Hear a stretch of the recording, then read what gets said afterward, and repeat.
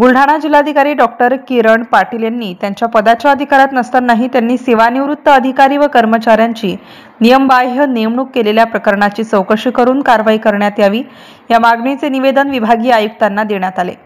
एकनाथ शिंदे शिवसेनेचे युवासेना उपजिल्हा प्रमुख संतोष भुतेकर यांनी ही तक्रार प्रशासनाकडे केली असून तात्काळ कारवाईची मागणी केली आहे।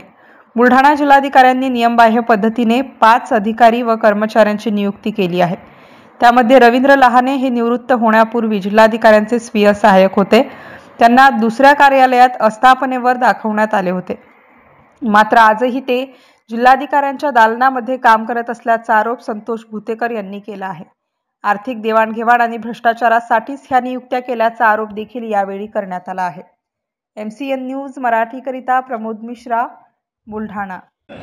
आज तुम्ही जिल्हाधिकाऱ्यांमार्फत विभागीय आयुक्तांना निवेदन दिलेलं आहे, काय नेमके मागण्या आहेत? निवेदन आज जे दिलं त्या निवेदनाच्या माध्यमातून आमची विभागीय आयुक्तांकडे अशी मागणी की या जिल्ह्याचे जिल्हाधिकारी डॉक्टर किरण पाटील साहेब यांनी गेल्या या मागच्या बऱ्याच दिवसापासून या ठिकाणी जी पदस्थापना आहे जी केलेली ही अनलिगल आहे, कुठेतरी कायद्याला डावलून केलेली आहे। आता या ठिकाणी काही लोक जे स्वीय सहाय्यक म्हणून साहेबाचे काम करतात, खऱ्या अर्थानं ते रिटायर झालेले आहेत। रिटायर झाल्यानंतर त्यांना कंत्राटी पद्धतीने जे घेतलं गेलं तर 2012च्या GR नुसार ते जिल्हाधिकारी साहेबांनी स्वतःचे स्वीय सहाय्यक म्हणून त्यांची नेमणूक केलेली आहे। वास्तविक पाहिलं तर 2016च्या GR नुसार त्यांना त्या पद्धतीने घेता येत नाही आणि कंत्राटी पद्धतीने सुद्धा ते दुसरीकडे त्यांचं अटेंडन्स घेतलं जात आहे आणि काम मात्र इकडे करतात आणि अशा पद्धतीनं एखाद्या व्यक्तीला अनलिगलपणे आपलं स्वीय सहाय्यक म्हणून नेमणं आणि कायमस्वरूपी आपल्याजवळ त्या ठिकाणी ठेवून घेणं याचा अर्थ कुठेतरी भ्रष्टाचाराला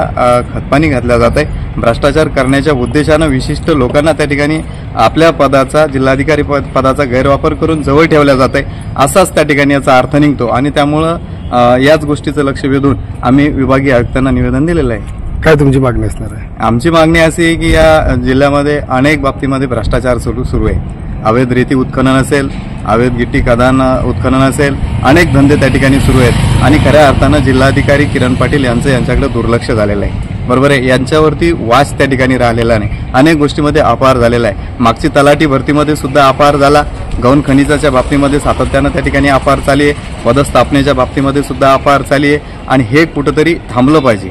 आज जिल्हाधिकारी महोदयांकडे जी गाडी आहे, त्यांनी आम्ही ज्यावेळेला गाडीची माहिती मागितली त्यावेळेला त्यांनी आम्हाला दिलेली गाडीची माहिती वेगळी आणि वापरतात वेगळी। हे सगळं जे चाललंय हे कशासाठी चाललंय, हे नेमकं का ही लपवाछपी जिल्हाधिकारी महोदयांची चालू आहे, या संदर्भामध्ये आम्ही विभागीय आयुक्तांना चौकशी मागितलेली।